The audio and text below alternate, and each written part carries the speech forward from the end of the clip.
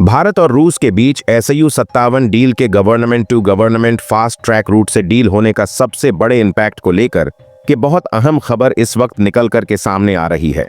अब तक पहले ही भारत और रूस के बीच SU-57 डील होने की वजह से वेस्टर्न कंट्रीज अमेरिका और यूरोपियन यूनियन बुरी तरीके से तिल मिलाए हुए थे, लेकिन इसको लेकर के फाइनली जो प्रोग्रेस को लेकर के अब रूस की तरफ से फाइनल बड़ी अपडेट सामने आ चुकी है, उस खबर ने एक बार फिर से सोने पे सुहागा जैसा काम किया है और अब अमेरिका और वेस्टर्न कंट्रीज को एक और बहुत बड़ा झटका लगने जा रहा है, क्योंकि रूस ने किया ही कुछ ऐसा है और पूरी दुनिया में किसी को भी अंदाजा नहीं था कि भारत और रूस के बीच हुई government to government fast track deal में इतनी जल्दी रूस की तरफ से यह एक बड़ा स्टेप लिया जाएगा, जो फाइनली इस डील को लेकर के सबसे अहम स्टेप माना जा रहा था, जिसका इंतजार भारत की तरफ से किया जा रहा था। और अब एक बहुत अहम चीज को लेकर भी बड़ी खबर समझ में आ चुकी है कि आखिरकार भारत के NSA अजीत डोभाल रूस की यात्रा पर क्यों जा रहे हैं। अब इसका सवाल का जवाब भी साफ होता हुआ दिखाई दे रहा है। अब तक जिस सवाल को लेकर के लगातार कई तरह की कहानियां बन रही थीं, कहाँ यह जा रहा था कि क्या रक्षा डील होने जा रही है या फिर भारत S-500 पर डील करने जा रहा है, लेकिन आखिरकार इस वीडियो को देखने के बाद आप बेहतर समझ जाएंगे कि वास्तव में होने क्या जा रहा है। दरअसल इस वक्त जो बहुत बड़ी अपडेट सामने आ रही है वो यह है कि रूस की तरफ से भारत को SU-55 फाइनली रवाना हो चुके हैं। और इस वक्त जो बहुत अहम खबर सामने आ रही है वो रूस के मास्को एयरपोर्ट से तस्वीरें सामने आ रही हैं, जहां पर रूस के कार्गो प्लेन से में जो SU-55 है उसे लॉन्च करने की तस्वीरें फाइनली सामने आ चुकी हैं। और इन तस्वीरों के सामने आने के साथ ही एक बार फिर से भारत और रूस के बीच संबंधों को लेकर के बहुत तेजी से चर्चा वेस्टर्न कंट्रीज में शुरू हो चुकी है। अमेरिका जो इस पर सख्त होने की कवायद कर रहा था वह सिर्फ कवायद करता रह गया, लेकिन रूस ने फाइनली इसको लेकर के बहुत बड़ा प्रोग्रेसिव स्टेप लिया है। और इसके क्या मतलब होने जा रहे हैं और कितने फाइटर जेट भारत को इसके जरिए अब मिलने जा रहे हैं धीरे धीरे करके, और इस पर बहुत बड़ी खबर अपडेट भी सामने आ रही है। और आखिरकार रूस की तरफ से आ रहे इस SU-57 फाइटर जेट को कहां भारत में पहुंचाया जाएगा, इस पर भी बात करेंगे। और साथ ही साथ इसको लेकर के क्या मायने होने जा रहे हैं, क्या इसे सीधा भारत के एयरफोर्स स्पोर्ट्स फ्लीट का हिस्सा बनाया जाएगा या फिर इसे किसी और काम में अभी असेंबल करने की भी जरूरत पड़ने वाली है, इन सब चीजों पर बात करेंगे। तो चैनल पर बने रह, वीडियो को लाइक और चैनल को अगर अभी तक आपने सब्सक्राइब नहीं किया है तो चैनल को सब्सक्राइब कर लें और बेल आइकन को जरूर दबा लीजिएगा, ताकि इससे जुड़ी खबर अपडेट आप तक सबसे पहले पहुंचती रहे। दोस्तों, भारत और रूस ने SU-57 डील करके पहले ही पूरी दुनिया को चौंकाया है, लेकिन अब भारत और रूस के बीच लगातार बढ़ रही जुगलबंदी का असर साफ देखने को मिल रहा है कि किस तरह से भारत और रूस ने government to government fast track deal करने के साथ ही पहली जो रूस की तरफ से बड़ी प्रोग्रेसिव अपडेट यह सामने आ चुकी है, यह पूरी दुनिया को चौंका रही है। दरअसल इस वक्त यह अपडेट आना कि रूस की तरफ से फाइनली भारत को SU-55 रवाना कर दिए गए हैं और फाइनली इनकी वो तस्वीरें सामने आ चुकी हैं जो कि रूस के मास्को एयरपोर्ट से तस्वीरें हैं, जहां पर साफ देखा जा सकता है कि SU-55 को कार्गो शिप में लोड किया जा रहा है। और लोडिंग के दौरान रूस की तरफ से ही यह तस्वीरें सामने आ चुकी हैं। और अब इन तस्वीरों के सामने आने के क्या मायने हैं,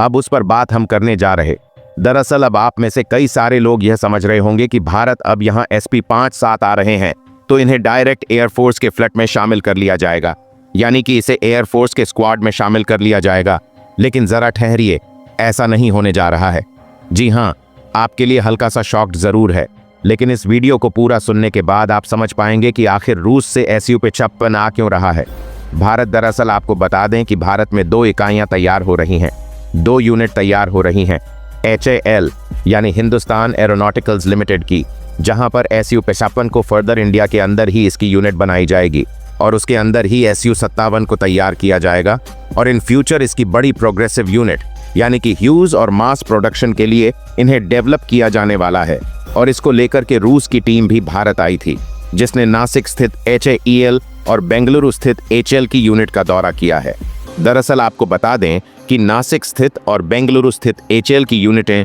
वो यूनिट है जहां पहले से ही SU-30 MKI यानी कि सुखोई 30 MKE फाइटर जेट तैयार किया जा रहा है। और रूस ने पहले ही साफ किया था, रोसबोर्न कंपनी ने, कि भारत में जो SU-30 MTI जिन जगहों पर तैयार रहा है उन जगहों पर SU-57 की यूनिटें लगाना हमारे लिए बेहद आसान होगा। और इन्हें हम अगले 4 से 5 महीने के अंदर ही भारत में प्रिपेयर कर देंगे ताकि यह फर्दर SU-57 की यूनिट को डेवलप कर पाएंगी। और यही है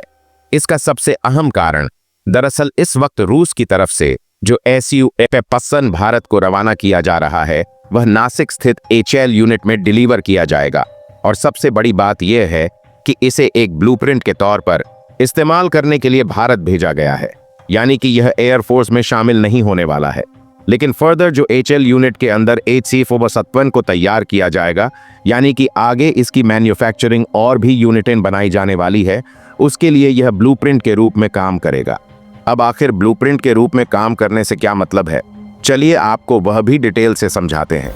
दरअसल ब्लूप्रिंट के रूप में काम करने का मतलब यह है कि इस पर भारत के वैज्ञानिक जो एयरोनॉटिकल्स इंजीनियर हैं वो, और साथ ही साथ रूस की एयरोनॉटिकल्स रसोबॉन कंपनी के जो इंजीनियर हैं वो मिलकर के इस पर इंडिया पर पहले इंडियन जो इंजीनियर हैं उन्हें ट्रेन किया जाएगा SU-57 के इस पार्ट्स को प्रिपेयर करने के लिए, और साथ ही साथ इसे किस तरीके से असेंबल किया जाएगा इस पर प्रॉपर इन्हें सिखाया जाएगा। और इसके बाद ही फर्दर दोनों मिलकर के इस पर SU-55 को आगे खुद इंडिया में डेवलप कर सकेंगे। दरअसल भारत के पास SU-57 की टेक्नोलॉजी तो है नहीं, और अगर है भी इसके लेकर के तो उसे रूस को सिखाना तो पड़ेगा ही, क्योंकि रूस का ही SU-57 है और वह इसे किस तरीके से डिजाइन किया है, किस तरीके से असेंबल किया है, यह ब्लूप्रिंट के जरिए ही जाना जा सकता है। और इसी ब्लूप्रिंट के लिए ही एक यूनिट SU-57 को यहाँ भेजा जा रहा है, जो कि ब्लूप्रिंट के रूप में रखा जाएगा और इसी के अकॉर्डिंग आगे इस पर पूरी अपडेट की जाएगी और किस तरीके से SU-57 बनाया जाना है इसी के जरिए सिखाया जाएगा। और सबसे बड़ी बात यह है कि यह सामान्य, यानी कि जो एयरफोर्स में शामिल होने वाले SU-55 है उनसे थोड़ा अलग भी होने जा रहा है। दरअसल जब किसी फाइटर जेट को तैयार किया जाता है तो उसमें आपने कभी बाहर से देखा होगा कि बहुत ज्यादा आपको किसी चीज के जॉइंट नहीं दिखाई देंगे, किसी जगह पर नट बोल्ट से कसा हुआ कहीं बहुत बेहतर दिखाई नहीं देगा। ऐसा इसलिए होता है कि इन सभी पार्ट्स को, स्पेयर पार्ट्स को कहां से जोड़े गए हैं, इन सब चीजों को पार्ट्स के अंदर ही छिपा दिया जाता है। लेकिन इस वक्त जो SU-57 भारत आ रहा है इसमें ऐसा नहीं किया गया है। उसके पीछे की वजह यह है कि ब्लूप्रिंट को बेहतर समझा जा सके कि आखिर इसके डिफरेंट काइंड ऑफ जो पार्ट्स हैं इसमें अटैच हुए हैं वो किन किन जगहों से अलग होते हैं, किन जगहों से इन पार्ट्स को जोड़ा जाता है और किस तरीके से इसके अंदर सॉफ्टवेयर इंस्टॉल होंगे, अपडेट होंगे, किस तरीके से इसकी इजेक्शन सीट काम करने वाली है। और सबसे बड़ी बात, इसमें जो वॉरहेड तैनात किए जाते हैं उनके जो 12 पॉइंट हैं वो किस किस तरीके से काम करेंगे। इन सब चीजों को समझने के लिए इसे एज अ ब्लूप्रिंट इंडिया भेजा गया है, यानी कि भारत और रूस मिलकर के इन इंडिया में ही फर्दर इसकी प्रोग्रेस यूनिट डेवलप करने के उद्देश्य से ही इसे भारत में लाया जा रहा है। और आगे 5 से 6 महीने के अंदर अंदर ही इंडिया में ही इसका मास लेवल पर प्रोडक्शन शुरू करना है। इस वजह से यह करना बहुत जरूरी था। दरअसल बात यहीं खत्म नहीं होती है। और वहीं दूसरी तरफ अगर देखा जाए, हमारे पूर्वजों के द्वारा एक नियम था और शास्त्रों पे भी आधारित थी कि घर में बनने वाले भोजन में प्रथम रोटी गाय की हुआ करती थी। जो प्राचीन समय में हमारे पूर्वज प्रथम रोटी गाय के लिए निकालते थे, उस परंपरा को पुनर्जीवित करने के लिए ही कृष्णान गौरक्षाशाला ने गाय की रोटी दिव्य आयोजन प्रारंभ किया है। तो आप आए, आगे बढ़ें और बच्चों को इसमें अग्रसर करें ताकि जैसे यह करना बहुत जरूरी था। दरअसल बात यहीं खत्म नहीं होती है। और वहीं दूसरी तरफ अगर देखा जाए तो रूस ने जिस तरह से 42 SU-57 की स्क्वाड्रन को भारत को देने का फैसला किया है वह भी यह 2 शिफ्ट में होने जा रही है, जिसमें पहली शिफ्ट में 24 SU-57 फाइटर जेट रूस से आएंगे, वहीं दूसरी शिफ्ट में 18 SU-57 फाइटर जेट भारत आएंगे, यानी कि 2 शिफ्ट में यह फाइटर जेट भारत आएंगे। इसके लिए रूस ने रूस के अंदर ही अपने SU-57 की प्रोडक्शन को फास्ट कर दिया है, जो अब तक साल में 2 यूनिट यानी कि 20 यूनिट लगभग तैयार किए जा रहे थे।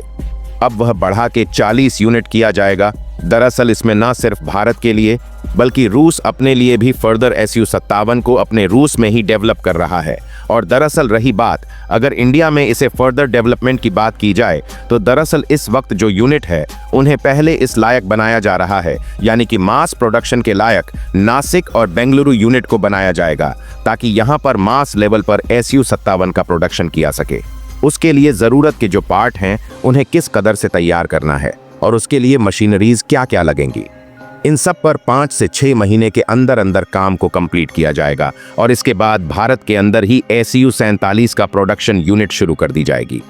दरअसल हम अगर मायने देखें तो हम लोग कभी उत्सुकतावश ऐसा होता है कि भारत के पास जल्द से जल्द 5th जनरेशन फाइटर जेट होना चाहिए। ये मानकर हम सोचते हैं कि आखिरकार इतना देर क्यों लगा रहा है, भारत और भारत को इतना बनाने में देर क्यों लग रही है, वह रूस भारत को जल्द से जल्द क्यों नहीं दे देता है। ASV-87 दरअसल यह बातें सुनने में अच्छी लगती हैं, लेकिन अगर इनकी गहराई में और बेसिक लेवल पर हम जाकर के इन चीज़ों को समझेंगे तो हम वास्तव में समझ पाएंगे कि आखिर फाइटर जेट को देना हाथों हाथ और बच्चों का खेल नहीं है। ना ही किसी देश के लिए इसकी यूनिटें बहुत जल्द तैयार कर पाना भी इतना आसान होता है।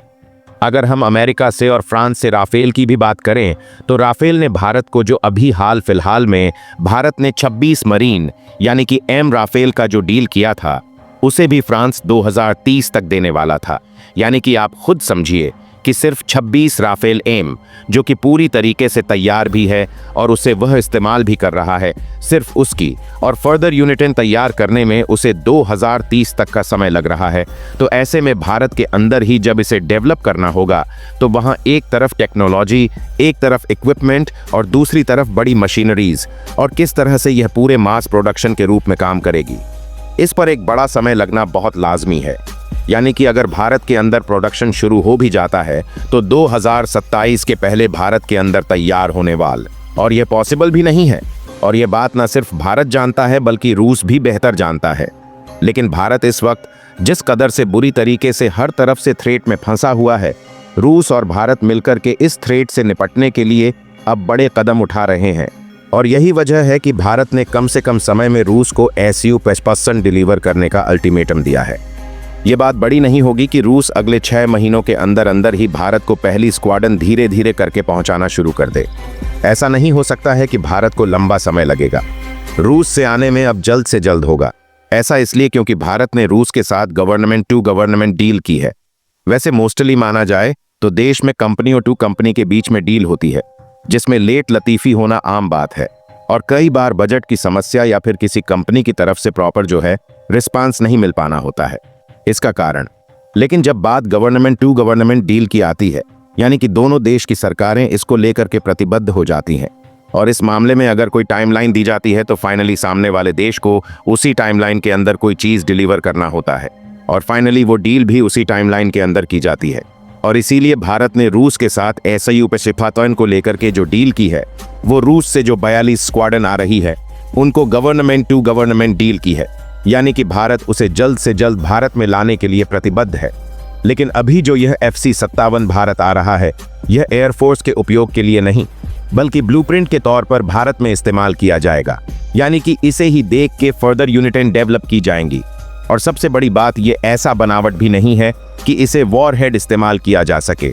इसे ऐसा तैयार किया गया है ताकि इसे ब्लूप्रिंट को बेहतर समझाया जा सके। और रही बात वॉरहेड की तो इसमें वॉरहेड के 12 पॉइंट हैं और उन जगहों पर हमारी अस्त्रा मिसाइल, हमारे ग्लाइड जो गौरव बम है और साथ ही साथ अलग अलग तरीके की जो मिसाइल है, हेलना है, नाग है, एंटी शिप मिसाइल है, एंटी रेडिएशन मिसाइल है इंडिया की, वो सब इसमें अपग्रेड करने की प्रॉपर जगह भी बनानी होंगी।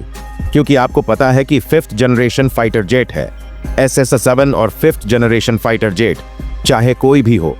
दुनिया में, कोई भी 5th जनरेशन फाइटर जेट आप उठा के देख लीजिए, किसी में भी वॉरहेड बाहर नहीं दिखाई देते हैं। यानी कि भारत को SU-57 के अंदर ही अपने वॉरहेड को छिपाना होगा। इन 12 पॉइंट में भारत अपने वॉरहेड किन किन वॉरहेड को कहां कहां लगाना चाहता है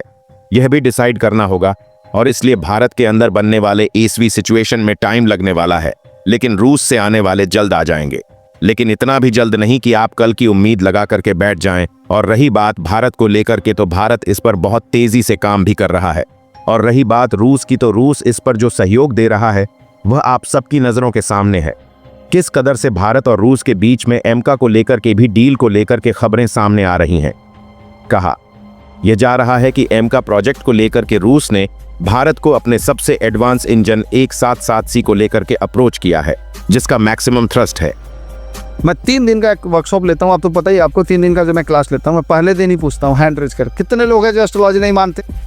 मैक्सिमम थ्रस्ट है 142 के और माना यह जा रहा है कि अगर भारत रूस के इस इंजन से 178 को लेकर के अप्रोच किया है जिसका मैक्सिमम थ्रस्ट है 142 के और माना यह जा रहा है कि अगर भारत रूस के इस इंजन से 178 को लेकर के अप्रोच किया है जिसका मैक्सिमम थ्रस्ट है 142 के और माना यह जा रहा है कि अगर भारत रूस के इस इंजन 178 को लेकर के अप्रोच किया है जिसका मैक्सिमम थ्रस्ट है 142 के और माना यह जा रहा है कि अगर भारत रूस के इस इंजन 178 को लेकर के अप्रोच किया है जिसका मैक्सिमम थ्रस्ट है 142 के और माना यह जा रहा है कि अगर भारत रूस के इस इंजन 177 को लेकर के अप्रोच किया है जिसका मैक्सिमम थ्रस्ट है 142 के और माना यह जा रहा है कि अगर भारत रूस के इस इंजन से 178 को लेकर के अप्रोच किया है जिसका मैक्सिमम थ्रस्ट है 142 के और माना यह जा रहा है कि अगर भारत रूस के इस इंजन से 178 को लेकर के अप्रोच किया है जिसका मैक्सिमम थ्रस्ट है 142 के